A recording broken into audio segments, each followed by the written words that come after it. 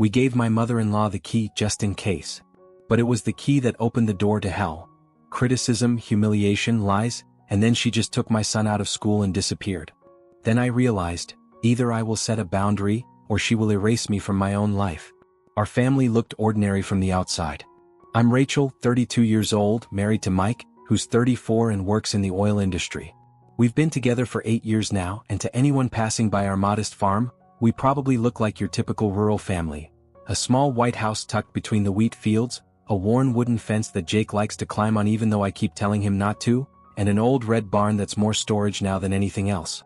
But from the outside you wouldn't guess how lonely it gets. Mike's schedule is no joke. 3 weeks offshore, 1 week home, rinse and repeat. Sometimes if the money's good or the job runs long, even that 1 week vanishes. So it's mostly just me and Jake. He's 6 now, with a mop of sandy blonde hair and a love for dinosaurs that borders on obsession. There are plastic raptors in every room, and he can pronounce Pachycephalosaurus better than I can. I spend most of my time alone on the farm, balancing being a mom with keeping the place running, feeding the chickens, checking the well, occasionally chasing off raccoons from the trash cans. There are days where I don't speak to another adult from sunrise to bedtime, where the only voices I hear are Jake's and whatever podcast I've got playing in the background while I clean. I used to work at a small accounting firm in town before Jake was born, but between the commute, the hours, and Mike being gone so often, we made the decision that I'd stay home, at least for now. It wasn't always this isolating. In the early years, we used to look forward to Mike's time off like a holiday. I'd count down the days, put on makeup again, even bake those strawberry muffins he liked so much. But over time it shifted. Now when he's home, we fall into this strange routine where we're almost strangers trying to reconnect in a few short days, only for him to vanish again just as quickly. And Jake? He gets quiet every time Mike leaves, asking questions like, how many sleeps until Dad comes back? Or, why can't he take us with him? People assume this kind of life is peaceful. Simple. But it's not simple. It's heavy. It's waking up at 2 a.m. because you heard something outside and wondering if it's just a fox or someone creeping down your driveway. It's smiling at school functions like everything's fine when really you're exhausted and a little bitter and trying not to show it. It's doing everything alone and then still having to explain why you're tired when your husband gets back and wants to know why the shed door's still broken or why the mower hasn't been fixed yet. And through all of it, I try to keep everything together, for Jake, for Mike, for this version of a life we signed up for that looks so perfect from the outside. When I lost my job, everything went to hell. I'd been working at a beauty salon in town for almost 4 years, and while it wasn't glamorous or particularly well-paying, it was steady and I loved the people. The place had this warm, familiar energy. Women came in not just for haircuts or color, but for company, for gossip, for comfort. I was proud of my work even if it didn't bring in much money. But when the pandemic hit, things spiraled fast. At first, we reduced hours, then closed temporarily, and then one day I got a group text from the owner saying she couldn't keep the business afloat. That was it, no severance, no warning, just done. One message and my world shifted. Mike was still offshore at the time, so I was the one holding down the fort with Jake, trying to stay calm while secretly panicking.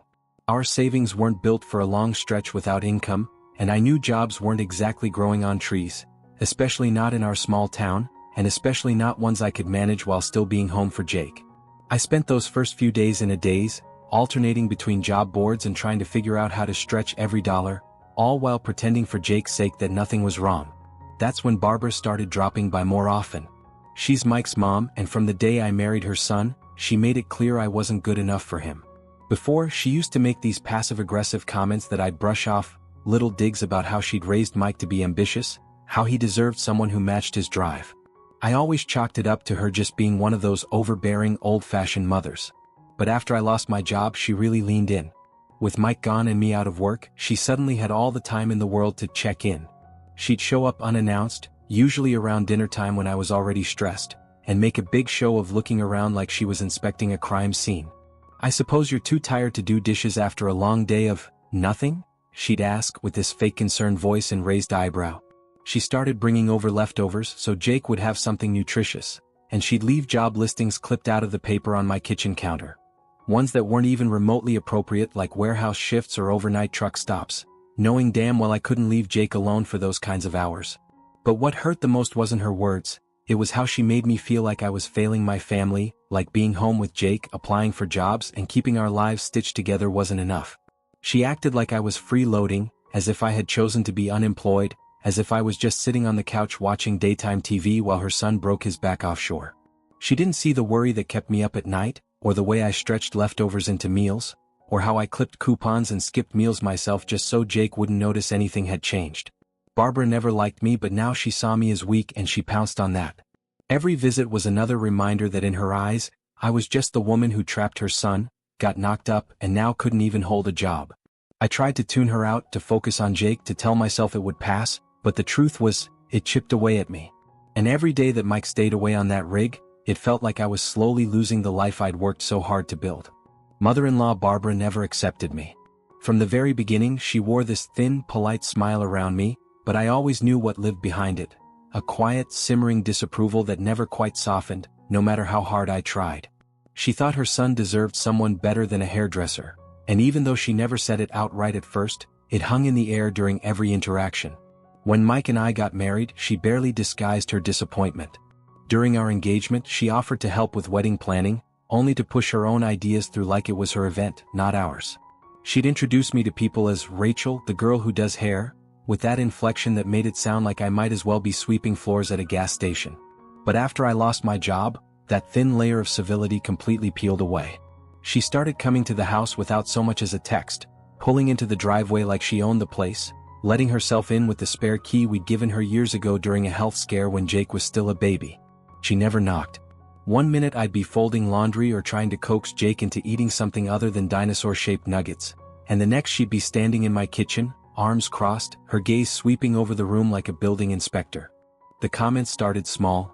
"Oh, I see Jake's wearing mismatched socks again," or, "You still haven't painted over those scuff marks on the wall?" But they quickly turned cruel.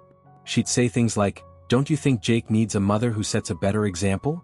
Or, "It's a shame he has no one around to show him what hard work looks like." The words didn't even sting at first because I was so used to her disapproval, but over time they dug deeper. There I was, managing everything on my own while Mike was 300 miles away, and this woman was standing in my living room, questioning my worth like I was failing some invisible exam she'd written.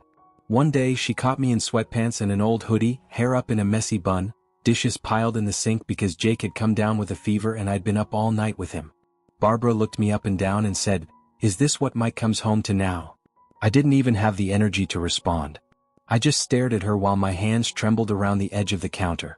In her mind, I wasn't a mother holding a sick child through the night or a woman doing everything alone. I was just some failed hairdresser lounging in her son's house, freeloading. I tried talking to Mike about it, hoping he'd understand, hoping he'd say something, anything, to set boundaries with her. But every time I brought it up, he'd just shrug and say, "That's just how she is," or worse, "She means well." He didn't see what I saw, didn't feel the way her eyes cut into me, or how her words clung to the walls long after she left.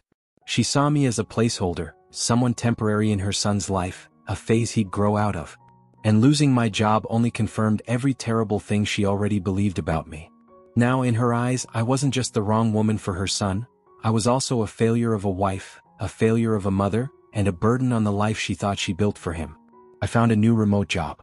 It wasn't glamorous or exciting, but after months of searching and rejection emails, it felt like a lifeline. It was a customer support role for an online retailer, answering emails, troubleshooting issues, helping confused customers navigate discount codes or track their orders. Not exactly a dream come true, but it was something. It allowed me to stay home with Jake, which was essential given the lack of childcare options, and it gave me a sense of purpose again, a small corner of the world where I was useful and capable. I set up a little workspace at the kitchen table, kept a notebook of my daily tasks, and tried to create structure even when the days blended together. For the first time in months, I felt like I could breathe. I was contributing again. Even if the pay wasn't much, it was consistent, and the flexible hours meant I could still be there for Jake when he needed me. I thought, naively I guess, that maybe Barbara would see this as progress, that maybe she'd back off now that I was officially working again.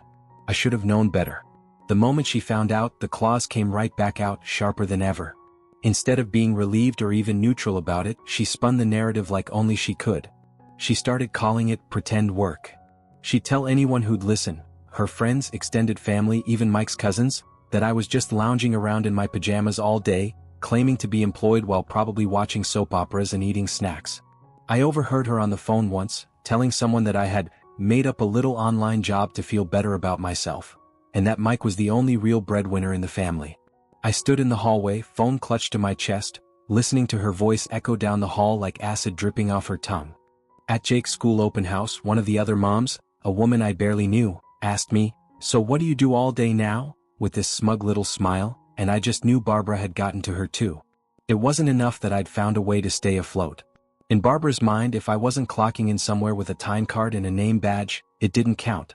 To her, remote work was just another excuse, another lazy fallback for women who couldn't cut it in the real world. Mike tried to downplay it when I brought it up, saying things like, "She doesn't understand modern jobs," or "She's just old-fashioned." But it wasn't about misunderstanding. It was about control. About reminding everyone that I wasn't what she wanted for her son. That even when I was doing everything I could to hold our family together, she still saw me as not enough. Never enough. And now in her eyes, I wasn't just a failed hairdresser, I was a fraud. A woman playing house with a fake job and a borrowed last name, trying to pretend like I belonged. Everything exploded at Jake's birthday party. I had spent the entire week planning it, measuring out party favors, baking his volcano cake from scratch, setting up tiny dinosaur figurines in the sandbox to create a fossil dig area. It was one of the few times I let myself get genuinely excited, because Jake had been counting down to his 6th birthday for months, and I wanted it to be perfect. The weather held out, the sun was shining, and by early afternoon our backyard was full of laughter, balloons, and the high-pitched squeals of kids running around with frosting on their cheeks. Barbara, of course, showed up early. She arrived wearing her usual mask of strained politeness, carrying a tin of store-bought cookies and that tightly pursed smile that always signaled she was about to stir something up. She walked around inspecting the decorations like she was judging a home renovation show, commenting on how the streamers were hung too low, or how the cake looked homemade, like that was a bad thing. I smiled through gritted teeth, trying to keep the day focused on Jake and not let her ruin it. But the real damage didn't happen in front of me. It happened behind my back. While I was refilling juice boxes and making sure the little ones didn't knock over the card table, Barbara was weaving her version of events to anyone within earshot. She told the other parents that I was a spoiled brat who'd never worked a hard day in her life, that I just sat around in my pajamas watching soap operas and pretending to have a job.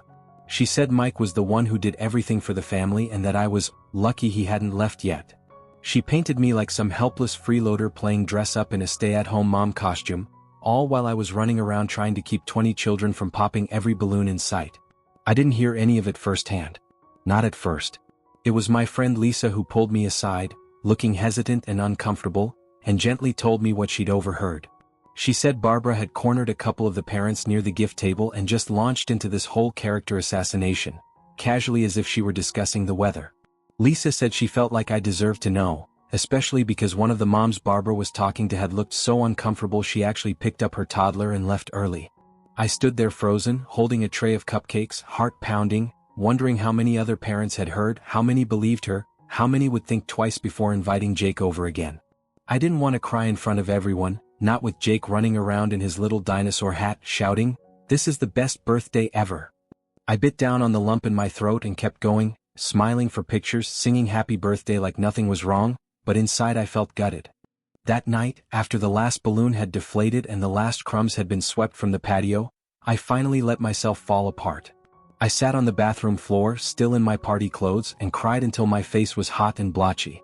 Barbara hadn't just humiliated me, she had done it at my son's birthday, in front of people I had tried so hard to make connections with, in a town where reputation means everything. And the worst part was, I knew she would never apologize. To her, it was just another way of putting me back in my place. Mike didn't support me. After Jake's birthday party, after the guests had gone and I'd spent the night crying alone in the bathroom, I waited for our scheduled video call with this flicker of hope that maybe, just maybe, he'd finally see what I'd been dealing with. I had rehearsed what I was going to say in my head a dozen times, trying to keep my voice steady, trying not to sound hysterical even though I felt like I was unraveling. When his face finally popped up on the screen, tired from the rig and still wearing that high-vis jacket, I told him everything. I told him how Barbara had gone behind my back, told other parents I was lazy, said I watched TV all day, and painted me as some freeloading failure of a mother in front of people I barely knew. I explained how humiliating it was, how Lisa had to be the one to tell me what his mother had said, how I stood there during the party smiling through it all while feeling like my dignity had been stripped away. I expected him to be shocked, to be angry on my behalf, to finally say he would talk to her and put an end to it. But instead he just sighed, rubbed his face and said, "You're probably just being too sensitive about it." He told me his mom was just worried and that she doesn't always say things the right way. It felt like a slap in the face. Like every time she disrespected me, all the quiet cruelty, all the digs and criticisms and backhanded comments, they were invisible to him. Dismissed. Erased. Suddenly, I wasn't the one being hurt. I was the one overreacting. I stared at the screen, stunned, my voice caught somewhere between disbelief and rage. Too sensitive? I repeated, barely above a whisper. He looked at me like I was the problem, like I had exaggerated, like his mother hadn't just gutted me with words while I was trying to throw our son the best birthday party I could manage on my own. He told me she was old-fashioned, and I needed to try to see things from her point of view. That she was just trying to help, and I needed to not take everything so personally. In that moment I felt completely alone. I realized it didn't matter what Barbara said or did, Mike would always give her the benefit of the doubt, while I was left carrying the weight of her judgment. I ended the call with a cold, "I have to go," and shut the laptop without waiting for a response. He didn't call back. He didn't text. And I sat there in the quiet house, the only sound the hum of the fridge and the low murmur of Jake's cartoons from the other room, feeling like I had just fallen through a floor that didn't even exist yesterday. It wasn't just Barbara's betrayal that hurt, it was his. I received an offer that changed everything. After months of feeling like I was treading water, barely keeping my head above the surface, something finally broke through the noise. I had applied on a whim to a small technology company I'd found online. Just another link in a long list of applications I'd sent out late at night after putting Jake to bed. I didn't think I had a real shot. The job listing said they were looking for someone organized, flexible, able to manage scheduling, invoicing, and general office flow. It sounded professional and permanent, a world away from the remote customer support role I'd been clinging to like a life raft. I submitted my resume and forgot about it. Then, one quiet Tuesday morning I got the call. They wanted to interview me. 2 days later, I was sitting across from the founder and 2 other staff members on a video call, nervously sipping coffee from a chipped mug while I tried to sound confident and collected. A week after that, they offered me the job. Office manager. Full-time. Benefits. A real paycheck. Real people. Real structure. I couldn't believe it. The only catch was the distance. The office was an hour and a half from our home, which meant I'd be commuting 3 hours a day unless I found another solution. At first, I told myself I could handle it, that I'd just get up earlier, come home later, that Jake and I would make it work. But deep down, I knew I couldn't spend that much time away from him, not without it hurting us both. After so many years of being tethered to the house, to the farm, to that routine of quiet isolation, the thought of packing up and moving felt like cutting the last thread holding our old life together. But I also knew that staying meant staying stuck, under Barbara's thumb, in a house where I no longer felt safe or supported, in a life that had stopped feeling like mine. So I made the decision. I would move closer to the office. It wasn't a choice I made lightly. I thought about Jake, about schools, about where we'd live, how we'd manage weekends when Mike came back, how I'd explain it all to a 6-year-old who just wanted his world to stay the same. But I also thought about what it meant to show him a version of me that was strong, that stood up when she was pushed down, that didn't settle for being treated like she didn't matter. I started looking for rentals near the new office, a place where Jake and I could have a fresh start. Something small but clean, with a little kitchen where we could cook together, a window where I could drink coffee in the morning and not feel like I was waiting for the next insult to arrive uninvited. I didn't know if Mike would support the decision. I didn't even know if he'd understand it. But I knew one thing for certain: I couldn't stay where I was anymore. Not physically, not emotionally. I needed to reclaim something I had lost along the way, a sense of direction, of control, of belonging to myself again. And this job, this opportunity, was my first step toward that. I decided to sell the house. It wasn't a decision I made lightly, but once I committed to moving closer to my new job, the math, and the reality, made itself clear. Keeping the house meant paying for a mortgage on a property I'd no longer be living in, a house that had started to feel more like a battlefield than a home. Every room carried echoes of fights, of passive-aggressive visits from Barbara, of days spent pacing the kitchen wondering how I'd make ends meet. I wanted to let go of that. I needed to. Mike was on a flight back from the rig when I made the call to the real estate agent. He hadn't answered my texts, and I knew how he got when he was between jobs. Tense, distracted, unreachable. But truth be told, I didn't feel like I needed his permission. The house was in my name, a decision we made years ago when we bought it. Mike's credit was in bad shape back then from some old debt and missed payments, and I had the steadier financial history. My name went on the papers, and back then it felt like a formality. But now it meant I had the power to move forward without waiting for approval. I handled the paperwork, got the ball rolling with the agent, and started cleaning things out in the evenings after Jake went to sleep. I boxed up old decorations, threw out things that carried the weight of years I didn't want to relive, and made a quiet inventory of what I wanted to take with me. I didn't mention anything to Barbara, not because I thought it was none of her business even though it wasn't, but because I was afraid. Afraid she'd find a way to interfere, to show up and start laying guilt traps, or worse, to tell Mike that I was being reckless, selfish, or disloyal. I didn't want her anywhere near this decision. Not this time. I kept the for sale sign tucked away in the garage until the day before the listing went live, and even then, I only put it up after Barbara had left town to visit her sister for a long weekend. That way she wouldn't see it until it was already too late to stop it. I knew the moment she found out there would be calls, accusations, maybe even a scene. But I also knew I wasn't backing down. This house had once represented a future I believed in. Marriage, motherhood, a quiet rural life filled with warmth and togetherness. But that future had cracked somewhere along the way, and now the house just felt like a reminder of everything I'd tried to hold together while everyone else stood by and watched me fall apart. Selling it was more than a logistical step, it was me finally choosing myself. For once, I wasn't waiting to be rescued or defended or given permission. I was taking the reins and I was ready to start over on my own terms. Barbara found out about the move by accident. I had been so careful, waiting until she was out of town, avoiding any mention of the sale in conversations with extended family, even telling Jake not to talk about the new house just yet. But all it took was one unexpected visit for everything to come crashing down. She pulled into the driveway unannounced like she always did, probably expecting to drop off some unsolicited frozen casserole or barge in with another round of critiques. Instead, she walked in and found me surrounded by boxes, half of the kitchen already packed, photo frames wrapped in old newspaper, and the garage a mess of labeled bins and empty tape rolls. The look on her face shifted so quickly, from confusion to rage, like a switch had flipped. "What the hell is this?" she demanded, standing in the middle of the living room with her arms crossed and her voice already rising. I froze for a moment, trying to keep calm, but it was like trying to contain a wildfire with a glass of water.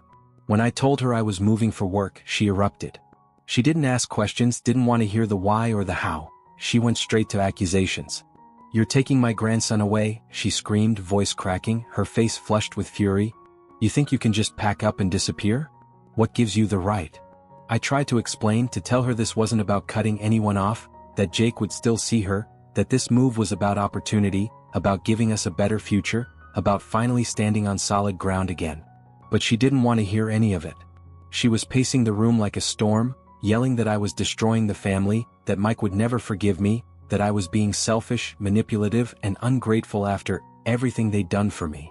She knocked over one of the boxes on the floor, spilling framed photos and a bag of Jake's toys, and then just stood there, breathing heavily, eyes darting like she was looking for something else to break. When I told her to leave, she looked stunned for a second, like it had never occurred to her that she didn't have the right to be there. Then she turned on her heel and stormed out, slamming the door so hard that it rattled the glass. Within the hour, the phone call started.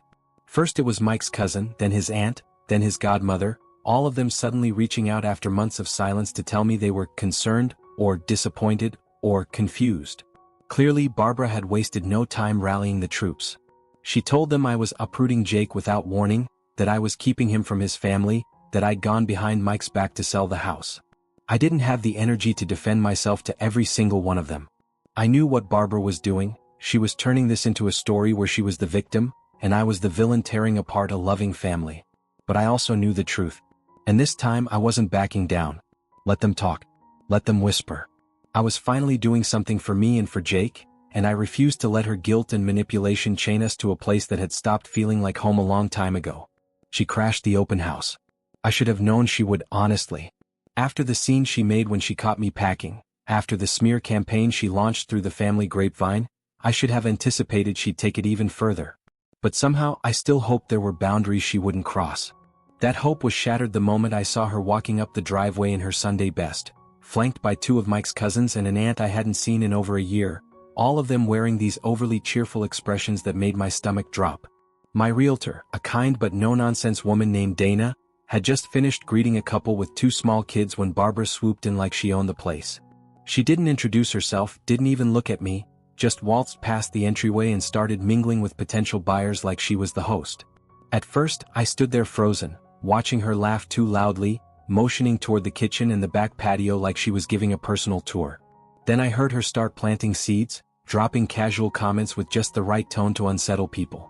"It's a sweet little place," she said to one young couple, "but that plumbing's always been temperamental. Mike's had to fix it twice already, poor thing." She leaned into another woman and whispered, "The roof looks fine now, but wait till the first winter storm, leaks like a sieve." None of it was true. The roof was new. The plumbing had never been an issue. But it didn't matter. Her words worked like poison, subtle, slow, spreading through the room.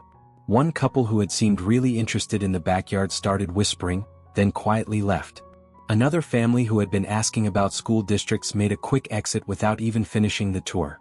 Dana approached me with this tight-lipped, stunned expression and asked in a low voice, "Do you know these people?" I nodded, humiliated. "Family," I muttered, and she just shook her head. "Well, they're tanking your showing." I felt sick. I wanted to scream, to demand that Barbara leave, but I knew that would just make more of a scene, and that's exactly what she wanted: chaos, drama, something she could twist into another story where I was the one losing control. After about 20 minutes of her sabotage, Dana finally stepped in. She gently but firmly told Barbara and her entourage that the event was for registered buyers and their agents only, and that if they had questions or concerns, they could take them up with the listing office. Barbara acted offended, said she was just trying to help, claimed she knew the house better than anyone, but eventually, after a few icy stares and Dana standing her ground, she left, with a dramatic sigh and a glare in my direction that could have melted glass. After they were gone, Dana turned to me and said, "I've seen some things in my time, but that was next level." I didn't even know how to respond. I just nodded, holding back tears, because once again Barbara had found a way to make something that was supposed to be mine, my fresh start, my clean break, feel tainted and heavy. And once again I was left picking up the pieces. I replaced all the locks. After what happened at the open house, I couldn't risk another ambush. The sight of Barbara striding through the front door with that smug smile and her entourage of chaos had left me shaken in a way I hadn't expected. It wasn't just the embarrassment or the lost offers. It was the violation, the realization that she still had access to my space, to my life, and she would use it whenever and however she pleased. That spare key we gave her all those years ago, just in case, had become a weapon, and I knew the only way to take control back was to change the locks. So I did, the very next morning. I called a local locksmith, and while Jake watched cartoons with his cereal, I stood by the front door as the man unscrewed the old hardware and replaced it with a fresh, gleaming deadbolt. It felt symbolic, like I was sealing off not just a door but a chapter. A boundary drawn not with words, which she never respected, but with steel. No more surprise drop-ins. No more uninvited inspections or, "I was just in the neighborhood," excuses. If Barbara wanted to get in now, she'd have to knock like everyone else, and more than that, I didn't plan on answering. Dana, my realtor, was just as rattled by the sabotage as I was. After debriefing on what had gone wrong, we agreed that going forward, the house would only be shown by appointment. No more open houses. No more strangers wandering in alongside family members trying to torpedo the sale with lies about leaks and faulty wiring. From now on, every showing would be scheduled, private, controlled. It was the only way I could protect the process and myself. We put new systems in place. Dana screened every potential buyer, and we asked agents to confirm the identities of their clients ahead of time. I kept the blinds drawn, the curtains closed, and my phone charged at all times in case she tried something again. And I warned Jake gently, explaining that if Grandma came by without calling, we wouldn't be answering the door. Not because we were angry, but because we needed quiet time right now. He nodded like he understood, though I saw the confusion in his eyes. I hated that I had to pull him into the fallout, but I also knew that protecting him meant shielding him from her chaos. It wasn't the life I imagined when we bought the house. Back then, I pictured family barbecues and birthday parties with smiles and laughter. But the reality had changed. The locks weren't just about keeping Barbara out, they were about keeping peace in. A promise to myself that from now on, I would decide who had access to my life. And then she kidnapped my son. I use that word deliberately, even though some people might say I'm being dramatic, but there's no other way to describe what she did. Barbara went to Jake's school in the middle of the afternoon, told the front office there was a family emergency, and took him. Just like that. No call, no message, no heads up. One moment I was sitting at my desk finishing up a client report, and the next I was getting a call from the school asking if everything was okay, if Jake was alright, if I had gotten to the hospital yet. My heart stopped. I didn't know what they meant. What hospital? I asked, my voice already rising in panic. They said, Didn't you send your mother-in-law to pick him up? She said there was a family emergency and that you were at the hospital. My blood went cold. I stood up so fast my chair clattered to the floor behind me. My hands were shaking. I told them I had no idea what they were talking about. I hadn't authorized anyone to pick up Jake. There was no emergency. And I didn't know where my son was. For the next 3 hours, I lived every parent's nightmare. I called Barbara's phone over and over, straight to voicemail. I called Mike, who was still offshore and unreachable. I called her sister, her neighbor, anyone who might know where she could have gone. I was 1 second away from calling the police when she finally pulled into the driveway like it was just any other sunny afternoon. Jake hopped out of the car with a mouth stained blue from ice cream, clutching a balloon, smiling like he'd had the best day of his life. Meanwhile, I was standing on the front porch trembling, sick to my stomach, barely able to breathe. Barbara got out of the car with a big grin and said, "Oh, relax, I just wanted to spend a little time with my grandson. He said he missed me." She acted like she hadn't just torn my world apart for 3 hours. Like she hadn't lied to the school, fabricated an emergency, and taken my child without a single word to me. I asked her what the hell she was thinking and she just brushed me off with a wave of her hand, saying things like, "It's not a big deal," and, "You've been so uptight lately, I thought you could use a little break." I was so stunned I could barely speak. I looked at Jake, who was beaming, showing me his balloon, talking about the ice cream shop in the park, completely unaware that he had been missing, that I had been spiraling, terrified, imagining every awful scenario imaginable.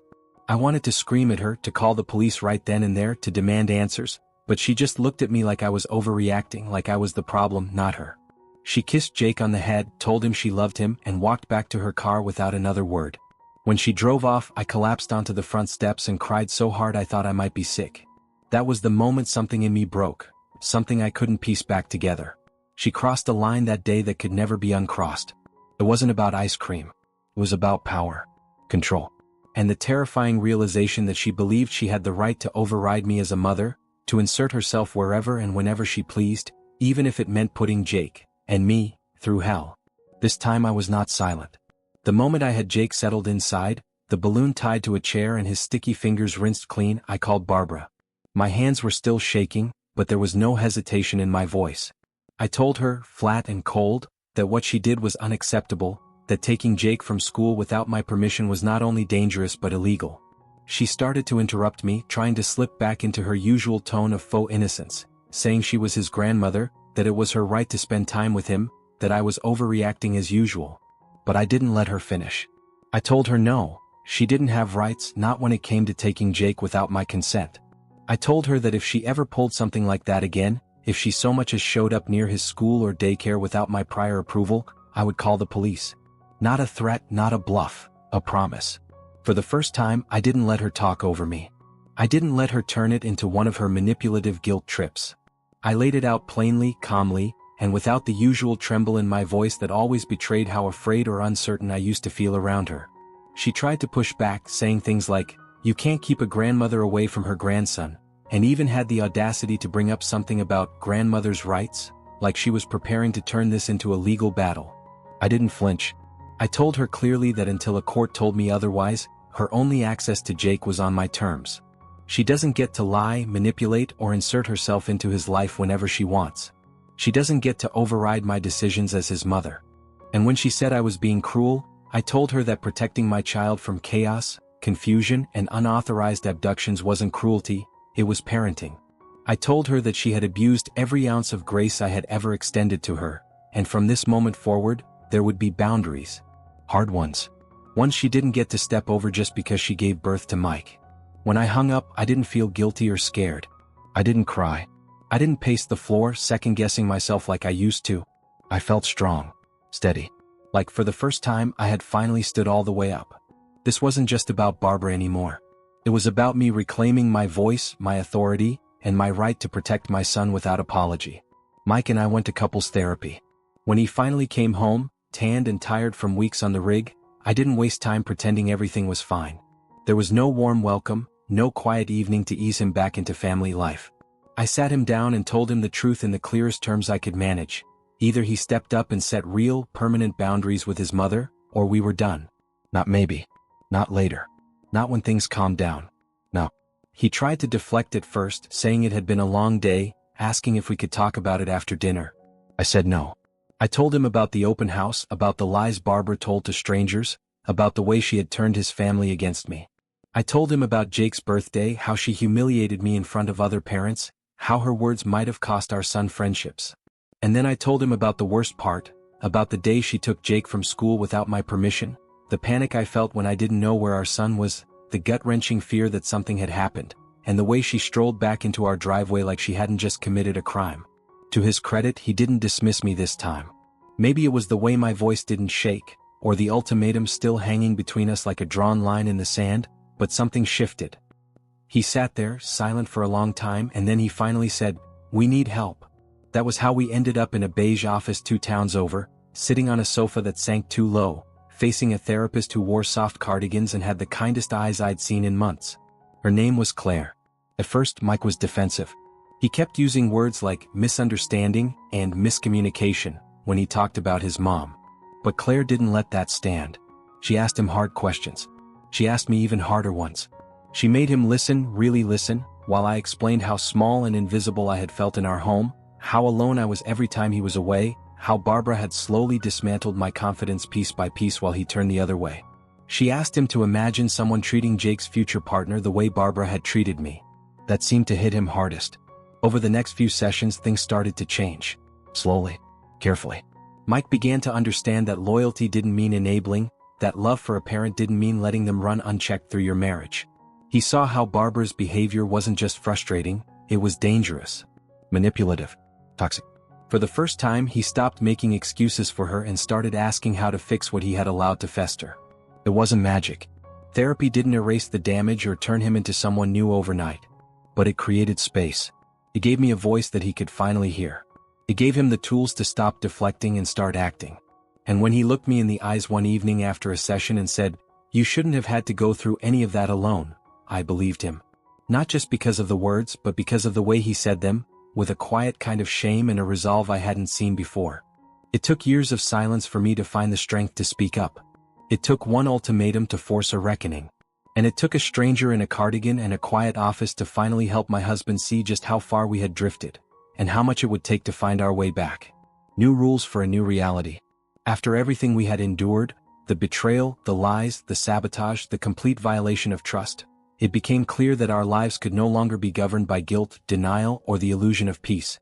So we sat down, Mike and I, at the kitchen table one Sunday morning with cups of coffee between us and a pad of paper in front of us like we were drafting a treaty.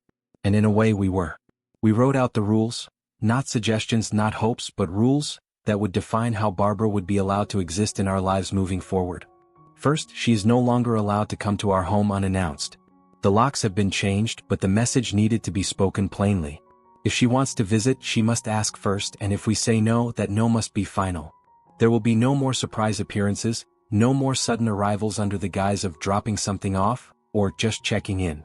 Our home is our space and she no longer has open access to it. Second, she is not on the list of people authorized to pick up Jake from school. Her name has been removed from every form, and the school has been informed, firmly and directly, that under no circumstances is she to be allowed to take him unless we provide specific written consent. That list now includes only people who have earned our trust, not people who believe they're entitled to it. Third, all visits with Jake must be approved by both parents. Not just Mike. Not just me. Both. If she wants to see him, she needs to communicate with us respectfully and follow whatever boundaries we set around time, location, and supervision. There will be no more rogue grandparent adventures, no more undermining decisions we make as parents. She can be a part of Jake's life, but only if she respects that she is not the one raising him. We are. And lastly, the most important rule of all, if she crosses these boundaries again, she's out. Permanently. No more second chances. No more long talks trying to mend what she keeps breaking. If she chooses to disrespect our family's rules, she chooses to remove herself from our lives. We said it plainly, calmly, without anger but with certainty. Because this isn't about punishment, it's about protection. We are no longer willing to sacrifice peace for appearances, or allow Jake to grow up thinking chaos is just part of love. Mike stood by me as we laid it all out. For once, we were a united front. And as difficult as it might be, we both know this is the only way forward. We've drawn the line. Now it's up to her whether she stays on the right side of it.